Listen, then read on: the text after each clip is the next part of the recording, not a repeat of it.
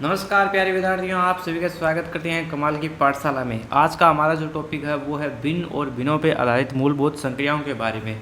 तो हम शुरुआत करने जा रहे हैं भिन्न से, और इसके बारे में हम जानेंगे कि भिन्न किस प्रकार की होती है, इसके कुछ गुण धर्मों को भी जानेंगे। तो चलिए स्टार्ट कर लेते हैं।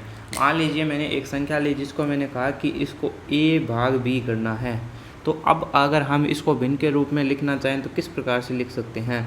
अब हम इसको भिन्न के रूप में a बटा b के रूप में लिखेंगे। तो अब आप देखिए कि यहाँ पे a क्या चीज़ शो कर रहा है और b क्या बता रहा है हमें।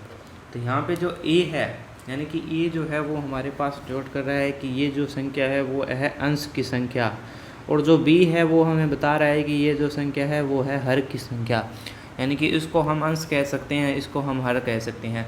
मान लीजिए आपके पास कोई प्रश्न आ गया जिसके अंदर कहा दिया गया कि अगर हम अंश में इतना बदलाव कर दें और हर में इतना बदलाव कर दें तो किस प्रकार की भिन्न बनेगी। तो सबसे पहले हमें पता होना चाहिए कि अंश कौन सा होता है और हर कौन सा होता है। जैसे कि हमें अगर बदलाव के बारे में पूछ दिया तो आसानी से बता सकते हैं। और या हम अंश को भाज्य भी कहते हैं, या हम इसको अंश को क्या कहते हैं, भाज्य भी कहते हैं, और हर को क्या कहते हैं, भाजक। हर को संख्या को हम कह सकते हैं जो कि कह सकते हैं भाजक। यानी कि जो यहाँ पे संख्या होगी वो होगी भाज्य या अंश। यानी कि ये जो संख्या है वो है भाज्य और ये जो संख्या है वो है भाजक। ठीक है, तो अब हम इसके कुछ गुणधर्मों के बारे में जानते हैं। तो इस प्रकार से हो गई भिन्न, यानी भिन्न को a बटे b के रूप में लिख सकते हैं, जहाँ a क्या है b क्या हमने इसके प्रकार का देख लिया। अब इसके कुछ नियमों के बारे में देखते हैं, जो कि ज़्यादा नहीं है, केवल 3 नियम हैं, यानी कि जो काफ़ी महत्वपूर्ण है। अगर हमें इस प्रकार के अगर नियम पूछ लिया जाए तो हम आसानी के साथ बता सकते हैं। तो पहला नियम ये कहता है यदि अंश के स्थान पे हमारे पास शून्य हो, यदि अंश के स्थान पर शून्य हो, यदि हमारे पास यहाँ पे a के स्थान पे शून्य होगा, जैसा कि आप मान लीजिए मैंने लिख दिया 0 बटे b, तो इसका जो आंसर आएगा ना वो क्या आएगा, यानी कि ये जो संख्या होगी वो शून्य होगी। यानी कि ये जो हमारे पास भिन्न है इसका मान कितना हो जाएगा, ये जो मान है इसका मान हमारे पास हो जाएगा शून्य।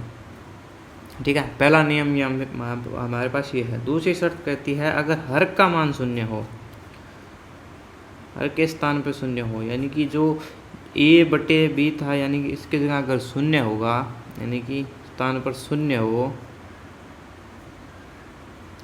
तो क्या होगा, ये चीज़ हो जाएगी अनंत। यानी कि इसको ज्ञात करना संभव नहीं है, अनंत यानी कि ज्ञात नहीं किया जा सकता।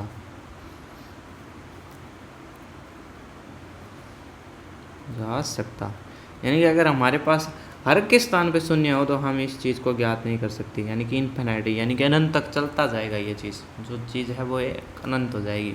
और जो अंतिम नियम है, तीसरा नियम, वो कहता है यदि हम अंश व हर में एक समान संख्या से बदलाव करते हैं तो उसके भिन्न के अंदर कोई बदलाव नहीं होता। यानी कि अंश व हर में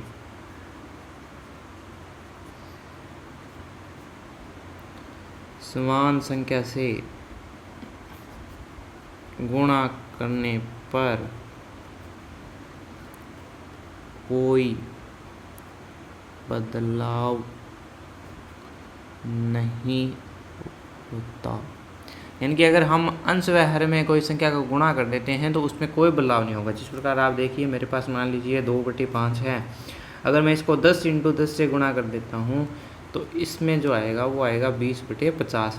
और ये संख्या है, यानी कि एक भिन्न जो है वो समान है। यानी कि इसका जो हमारे पास उत्तर प्राप्त होगा ना वो एक समान प्राप्त होगा, चाहे हम 2/5 ले लें चाहे हम 20/50 ले लें। यानी कि इसका जो उत्तर आएगा वो हमारे पास एक समान उत्तर प्राप्त होगा।